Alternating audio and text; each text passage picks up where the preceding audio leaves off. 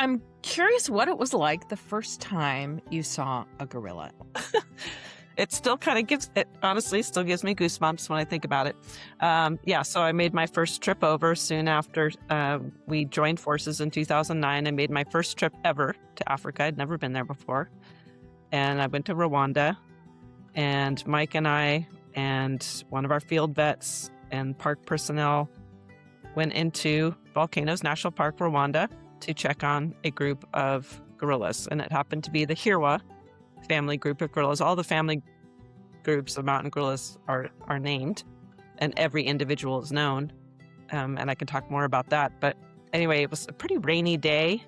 And, when you go to any of these parks, you can only get so close with the vehicle. So you park the vehicle and then you walk through agriculture crop fields up to the edge of the park, which is pretty clearly marked. There's typically a stone wall around the park, and you climb over the stone wall and then you're in the park. And so we're in the park, we're starting to walk through this really beautiful gallery bamboo forest and starting to see gorilla poop on the trail that we're on. And I'm like, oh, gorilla poop. And then we come out from this bamboo forest, and we come around a corner. And again, it's a little bit rainy, a little drizzly. Come around a corner, and there is the silverback of Hirwa group sitting there. And he just looked up, sitting there kind of resting. He looks up and just looked me straight in the eye.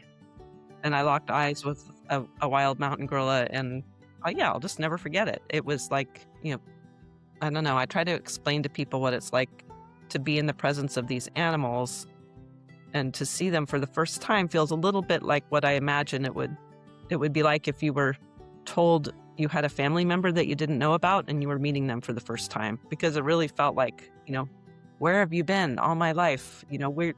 We're related. We're family. I'm so glad to meet you. It really felt like that. Anyway, moved me to tears, and I still get kind of teary when I get around gorillas, honestly. That's amazing. Yeah, I've had the honor of going up and seeing a few of the different families a couple different times. And it is something that I've never forgotten. It is one of the most singular experiences of my entire life. I'm sort of in awe of the fact that you get to spend so much time there.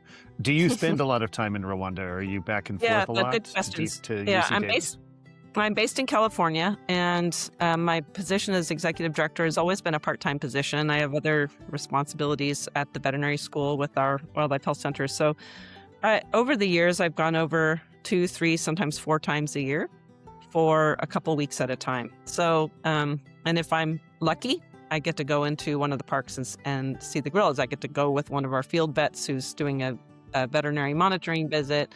But I don't always get to see the gorillas when I've made trips over. I'm not the one that's doing the hard work in the forest that our field vets are. They're the ones that are going in with all the equipment and all the supplies they need to be able to safely anesthetize a gorilla or treat it. And that's the work that they do year in, year out, 365 days a year. We have field teams in all 3 countries. We have a field team in Rwanda, a field team in Uganda, and a field team in DR Congo.